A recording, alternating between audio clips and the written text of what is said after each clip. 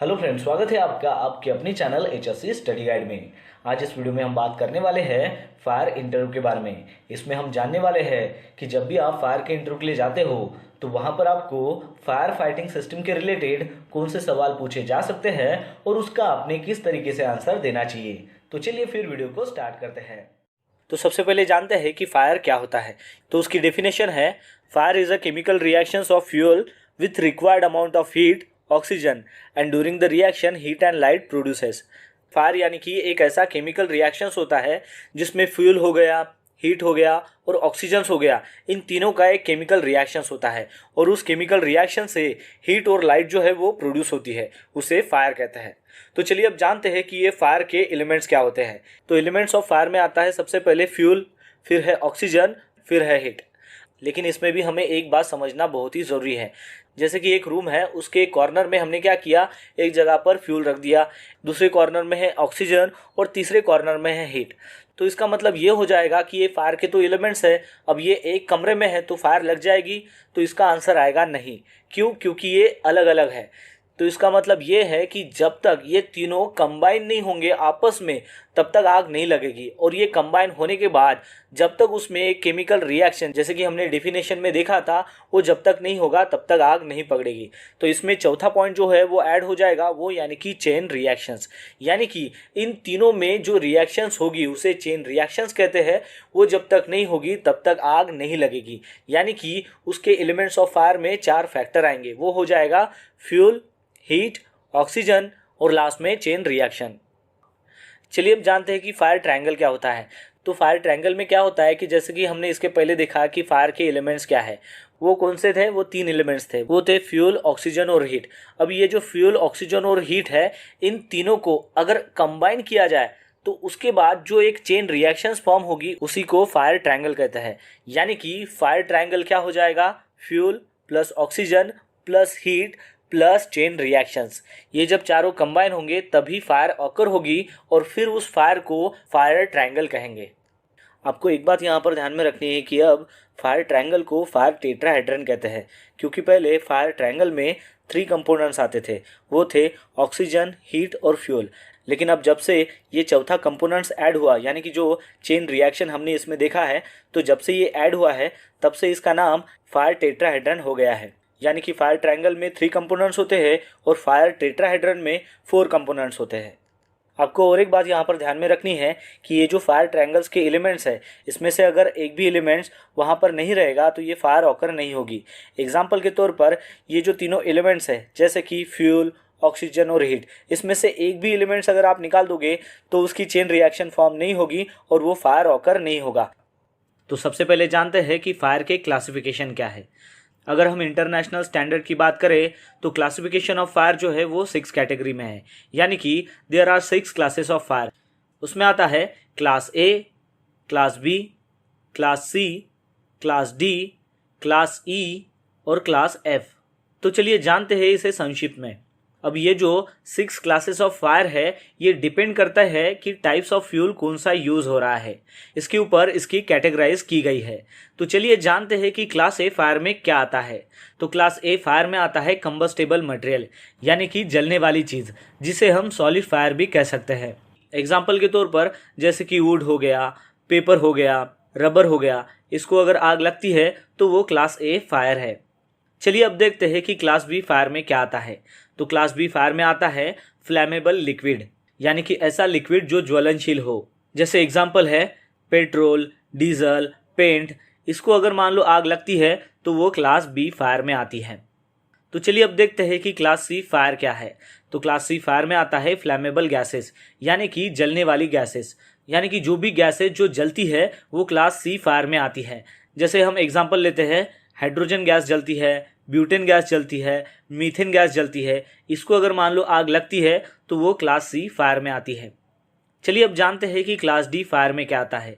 Class D fire में आता है कंबस्टेबल मेटल्स। अब जो भी मेटल है जिसको आग लग सकती है वो कैटेगरीज क्लास डी में आती है। जैसे कि आपको पता है कुछ केमिकल्स है जिसको आग लग सकती है, जैसे कि मैग्नीशियम, उस मेटल को अगर मान लो आग लगती है, एल्यूमिनियम को आग लगती है, पोटेशियम को आग लगती है, इसको अगर मान लो आग लगती है तो वो क्लास डी फायर में आती है। अब देखते हैं कि क्लास ई फायर क्या है। तो क्लास ई फायर में आता है इलेक्ट्रिकल फायर्स, यानी कि जो भी इलेक्ट्रिकल इक्विपमेंट है और उसमें अगर मान लो कि जो पावर है वो चालू कंडीशन में है, उस दौरान अगर आग लगती है तो वो क्लास ई फायर कैटेगरी में आती है। एग्जाम्पल लेते हैं इलेक्ट्रिकल इक्विपमेंट का, जैसे कि कंप्यूटर्स हो गया, जनरेटर्स हो गया।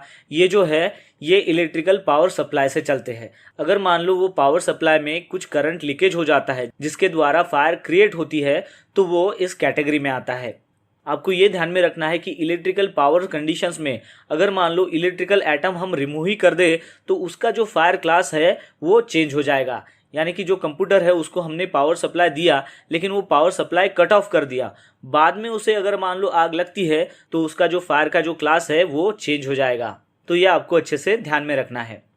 फिर देखते हैं कि क्लास एफ फायर क्या है। तो क्लास एफ फायर में आता है कुकिंग ऑयल्स। एग्जाम्पल के तौर पर हम लेते हैं कि किचन फायर। जब भी आपके किचन को अगर मान लो आग लगती है तो वो क्लास एफ फायर कैटेगरी में आती है। तो इस प्रकार हमने फायर के जो है वो 6 क्लासेस देखे हैं एज पर इंटरनेशनल स्टैंडर्ड। अगर हम इंडियन स्टैंडर्ड की बात करते हैं तो वहाँ पर शुरू में फायर के जो है वो 4 क्लासेस ही आते थे, वो यानी कि class A fire, class B fire, class C fire और क्लास डी फायर। और फिर बाद में उसमें और एक क्लास ऐड हो गया जो था क्लास एफ फायर। यानी कि अब हम इंडियन स्टैंडर्ड की बात करें तो इंडियन स्टैंडर्ड में टोटल 5 टाइप के फायर क्लासेस होते हैं। खासतौर से अगर देखा जाए तो फायर एक्सटिंग्विशर के 5 मेन टाइप होते हैं। उसमें आता है water type fire extinguisher, second आता है foam type fire extinguisher, third आता है dry powder fire extinguisher, fourth आता है कार्बन डाइऑक्साइड फायर एक्सटिंग्विशर और फिफ्थ में आता है वेट केमिकल फायर एक्सटिंग्विशर। आपको ये जानना बहुत ही ज़रूरी है कि वाटर टाइप जो फायर एक्सटिंग्विशर है उसके भी डिफरेंट वर्जन्स आते हैं। यानी कि वाटर टाइप फायर एक्सटिंग्विशर के भी डिफरेंट 2 जो है वो डिफरेंट वर्जन है। वो है वाटर मिस्ट एक्सटिंग्विशर और दूसरा है वाटर स्प्रे एक्सटिंग्विशर। लेकिन ये जो दोनों है वो वाटर की ही फॉर्म है, इसलिए उसको एक ही कैटेगरी में डिवाइड किया गया है। और एक फायर एक्सटिंग्विशर है जिसका नाम है ड्राई पाउडर। उसके भी डिफरेंट वर्जन है। एक है ड्राई पाउडर स्टैंडर्ड एक्सटिंग्विशर और दूसरा है ड्राई पाउडर स्पेशलिस्ट एक्सटिंग्विशर। अब ये दोनों जो डिफरेंट वर्जन हैं वो एक ही कैटेगरी में आते हैं, यानी कि ड्राई पाउडर में, इसलिए इसको एक ही कंसीडर किया जाता है। इसका मतलब ये हुआ कि फायर एक्सटिंग्विशर के जो सब वर्जन हैं उसको अगर हम कंसीडर करते हैं तो total 8 type of fire extinguisher हो जाते हैं।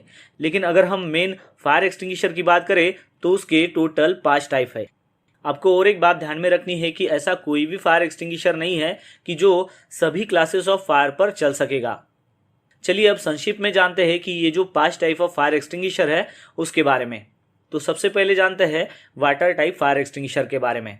तो वाटर टाइप फायर एक्सटिंग्विशर जो है वो क्लास ए फायर के लिए ज़्यादातर यूज़ किया जाता है। तो वाटर टाइप फायर एक्सटिंग्विशर को हम कैसे पहचानेंगे? तो सबसे पहले जो है वो फायर एक्सटिंग्विशर के ऊपर वाटर लिखा हुआ रहेगा और दूसरी बात उसका जो लेबल कलर रहेगा वो रहेगा ब्राइट रेड। इसकी वजह से आप उसको इजीली आइडेंटिफाई कर सकते हो। वाटर टाइप फायर एक्सटिंग्विशर जो है वो खास तौर से ऑर्गेनिक मटेरियल जैसे कि पेपर हो गया, वुड हो गया, इसके ऊपर इसका इस्तेमाल किया जाता है।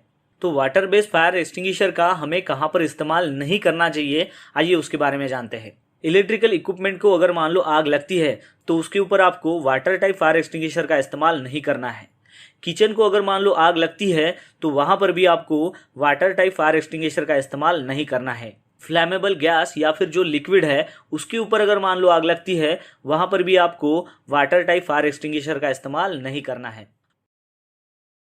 चलिए अब जानते हैं फोम टाइप फायर एक्सटिंग्विशर के बारे में।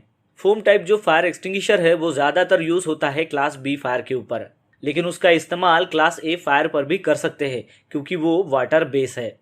Foam type of fire extinguisher को हम कैसे पहचानेंगे? तो उसका जो लेबलिंग कलर है वो रहता है क्रीम कलर का और उसके ऊपर फोम लिखा हुआ रहता है, तो हम उसको इजीली आइडेंटिफाई कर सकते हैं। Foam type of fire extinguisher को खास तौर से जो ऑर्गेनिक मटेरियल है जैसे कि पेपर हो गया, कार्डबोर्ड हो गया, वुडन हो गया, इसके ऊपर हम उसका इस्तेमाल कर सकते हैं। इसके साथ साथ जो फ्लैमेबल लिक्विड है जैसे कि पेंट हो गया, पेट्रोल हो गया, उसके ऊपर भी इसका इस्तेमाल कर सकते हैं। तो फोम टाइप फायर एक्सटिंग्विशर का इस्तेमाल कहाँ पर नहीं करना चाहिए, आइए उसके बारे में बात करते हैं। तो किचन टाइप की जो फायर होती है उसके ऊपर आपको फोम टाइप फायर एक्सटिंग्विशर का इस्तेमाल नहीं करना है। इलेक्ट्रिकल इक्विपमेंट को अगर मान लो आग लगती है तो उसके ऊपर भी आपको फोम टाइप फायर एक्सटिंग्विशर का इस्तेमाल नहीं करना है। और मान लो मेटल को अगर आग लगती है तो उसके ऊपर भी आपको फोम टाइप फायर एक्सटिंग्विशर का इस्तेमाल नहीं करना है। चलिए अब जानते हैं हमारे थर्ड टाइप फायर एक्सटिंग्विशर के बारे में, जिसका नाम है ड्राई पाउडर एक्सटिंग्विशर, जिसे हम DCPB कहते हैं, यानी कि dry chemical powder. Dry powder fire extinguisher जो है वो क्लास A, क्लास B और क्लास C फायर जो है उसके ऊपर हम इसका इस्तेमाल कर सकते हैं, इसलिए हम उसको ABC टाइप फायर एक्सटिंग्विशर कहते हैं। तो अब हम ड्राई पाउडर फायर एक्सटिंग्विशर को कैसे पहचानेंगे कि उसके ऊपर पाउडर जो वर्ड है वो लिखा हुआ रहता है और उसका जो लेबलिंग कलर है वो ब्लू कलर का रहता है, जिसकी वजह से हम उसको इजीली आइडेंटिफाई कर सकते हैं। ड्राई पाउडर फायर एक्सटिंग्विशर का जो इस्तेमाल है वो आप ऑर्गेनिक जो मटेरियल्स है जैसे कि पेपर है, कार्डबोर्ड है, वुड है, इसके ऊपर तो कर सकते हो। साथ ही साथ जो फ्लेमेबल लिक्विड है जैसे कि पेंट, पेट्रोल, इसके ऊपर भी कर सकते हो। और उसके साथ ही फ्लेमेबल जो गैसेस है जैसे कि LPG गैस है, एसिटिलीन गैस है, उसके ऊपर भी आप इसका इस्तेमाल कर सकते हो। अब बात करते हैं कि ड्राई पाउडर फायर एक्सटिंग्विशर जो है वो कहाँ पर इस्तेमाल नहीं करना चाहिए। तो जो कुकिंग ऑयल है उसके ऊपर अगर मान लो आग लगती है तो वहाँ पर आपको ड्राई पाउडर एक्सटिंग्विशर का इस्तेमाल नहीं करना है। 1000 वोल्ट के ऊपर वाले जो इलेक्ट्रिकल इक्विपमेंट है उसको अगर मान लो आग लगती है वहाँ पर भी आपको DCP टाइप फायर एक्सटिंग्विशर का इस्तेमाल नहीं करना है। चलिए अब बात करते हैं हमारे चौथे टाइप फायर एक्सटिंग्विशर की, जिसका नाम है कार्बन डाइऑक्साइड फायर एक्सटिंग्विशर। तो CO2 टाइप जो फायर एक्सटिंग्विशर है वो खास तौर से जो इलेक्ट्रिकल टाइप की जो फायर होती है उसके ऊपर इसका इस्तेमाल किया जाता है। आपने देखा होगा कि जो कंप्यूटर सर्वर जो रूम होती है उसके बाहर ज़्यादातर हम CO2 टाइप फायर एक्सटिंग्विशर रखते हैं। अब हम CO2 टाइप फायर एक्सटिंग्विशर को कैसे पहचानेंगे? तो वो जो फायर एक्सटिंग्विशर है उसके ऊपर CO2 लिखा हुआ रहेगा और साथ ही में उसका जो लेबलिंग कलर है वो ब्लैक रहेगा, उसकी वजह से हम उसको इजीली आइडेंटिफाई कर सकते हैं। अब आइए जानते हैं कि CO2 टाइप फायर एक्सटिंग्विशर का इस्तेमाल कहाँ पर करना चाहिए। तो फ्लैमेबल जो लिक्विड है जैसे कि पेंट हो गया, पेट्रोल हो गया, इसको अगर आग लगती है तो आप CO2 टाइप फायर एक्सटिंग्विशर का इस्तेमाल कर सकते हो। और दूसरा इलेक्ट्रिकल फायर, इलेक्ट्रिकल इक्विपमेंट को अगर मान लो आग लगती है तो वहाँ पर भी आप CO2 टाइप फायर एक्सटिंग्विशर का इस्तेमाल कर सकते हो। चलिए अब बात करते हैं कि CO2 टाइप फायर एक्सटिंग्विशर का इस्तेमाल कहाँ पर नहीं करना चाहिए। खास तौर से जो किचन फायर होती है उसके ऊपर आपको CO2 टाइप फायर एक्सटिंग्विशर का इस्तेमाल नहीं करना है। कंबस्टेबल मटेरियल जैसे कि पेपर हो गया, वुड हो गया या फिर टेक्सटाइल हो गया, उसके ऊपर आपको CO2 टाइप फायर एक्सटिंग्विशर का इस्तेमाल नहीं करना है। फ्लैमेबल जो मेटल है जैसे कि मैग्नीशियम हो गया, पोटेशियम हो गया, उसको अगर मान लो आग लगती है तो वहाँ पर भी आपको CO2 टाइप फायर एक्सटिंग्विशर का इस्तेमाल नहीं करना है। चलिए अब देखते हैं हमारे पांचवें टाइप फायर एक्सटिंग्विशर के बारे में, जिसका नाम है wait chemical fire extinguisher. Wait chemical fire extinguisher को क्लास F फायर के लिए डिज़ाइन किया गया है, जिसमें कुकिंग ऑयल्स और फैट्स इन्वॉल्व होते हैं। उसको अगर मान लो आग लगती है तब वहाँ पर वेट केमिकल फायर एक्सटिंग्विशर का इस्तेमाल किया जाता है। तो अब ये वेट केमिकल फायर एक्सटिंग्विशर है उसको हम पहचानेंगे कैसे? तो उस फायर एक्सटिंग्विशर के ऊपर वेट केमिकल लिखा हुआ रहेगा और साथ ही में उसका जो लेबलिंग कलर है वो येलो रहेगा, उसकी वजह से हम उसको इजीली आइडेंटिफाई कर सकते हैं। अब इस वेट केमिकल फायर एक्सटिंग्विशर का इस्तेमाल कहाँ पर किया जाता है? जैसे कि कुकिंग ऑयल और फैट को आग लगती है तो उसके ऊपर हमें इसका इस्तेमाल कर सकते हैं। आइए अब देखते हैं कि वेट केमिकल फायर एक्सटिंग्विशर का इस्तेमाल हमें कहाँ पर नहीं करना चाहिए। जैसे कि फ्लैमेबल लिक्विड और फ्लैमेबल गैस जो फायर होती है उसके ऊपर हमें वेट केमिकल फायर एक्सटिंग्विशर का इस्तेमाल नहीं करना है। इलेक्ट्रिकल इक्विपमेंट के ऊपर अगर मान लो आग लगती है तो वहाँ पर भी हमें वेट केमिकल फायर एक्सटिंग्विशर का इस्तेमाल नहीं करना है। और साथ ही में जो फ्लैमेबल मेटल्स है उसके ऊपर भी हमें वेट केमिकल फायर एक्सटिंग्विशर का इस्तेमाल नहीं करना है। फायर एक्सटिंग्विशिंग मेथड्स यानी कि आग कैसे बुझाई जाती है, उसके क्या मेथड्स होते हैं वो हम यहाँ पर देखने वाले हैं। तो टोटल हम यहाँ पर 4 मेथड्स देखने वाले हैं। उसमें सबसे पहला है कूलिंग, सेकंड है स्टारवेशन, थर्ड है स्मूथरिंग और फोर्थ है चेन ब्रेकिंग रिएक्शन। तो चलिए अब हम इसको डिटेल में जानते हैं और समझते हैं कि इनका क्या मतलब होता है। तो दोस्तों आपको ये पता होना चाहिए कि कोई भी आग लगने के लिए 3 चीज़ें बहुत ही ज़रूरी होती है। उसमें हीट, फ्यूल और ऑक्सीजन, ये जब तीनों चीज़ें मिलेगी तभी आग लगेगी। और इसमें से अगर एक भी चीज़ अगर हमने निकाल दिया तो आग नहीं लगेगी। तो उसी मेथड को हम यहाँ पर अभी अप्लाई करने वाले हैं। तो सबसे पहली मेथड है कूलिंग मेथड। इसमें हम क्या करते हैं कि जो फायर का जो सीन होता है उसमें से हम हीट को रिमूव करते हैं, उसे कूलिंग मेथड कहते हैं। और इस हीट को हम रिमूव करने के लिए बाय यूजिंग वाटर जो है वो इस्तेमाल कर सकते हैं, या फिर फोम टाइप जो फायर एक्सटिंग्विशर है उसका भी हम इस्तेमाल कर सकते हैं। फिर उसके बाद है स्टारवेशन मेथड। इसमें क्या होता है कि जो फायर का जो सीन होता है उसमें से हम फ्यूल को रिमूव करते हैं, उसी को स्टारवेशन मेथड कहते हैं। और ये फ्यूल को हम कैसे रिमूव कर सकते हैं, तो जो भी फ्यूल का सप्लाई है उसको हम कट करके इस फ्यूल को रिमूव कर सकते हैं। फिर उसके बाद है स्मूथरिंग मेथड। इसमें हम क्या करते हैं कि जो फायर का सीन होता है उसमें से हम ऑक्सीजन को रिमूव करते हैं, उसी मेथड को स्मूथरिंग मेथड कहते हैं। और इस ऑक्सीजन को हम कैसे रिमूव कर सकते हैं, तो उसके लिए हम CO2 फायर एक्सटिंग्विशर या फिर DCV फायर एक्सटिंग्विशर का इस्तेमाल करके हम ऑक्सीजन को रिमूव कर सकते हैं। और फिर उसके बाद हमारी मेथड है चेन ब्रेकिंग रिएक्शन।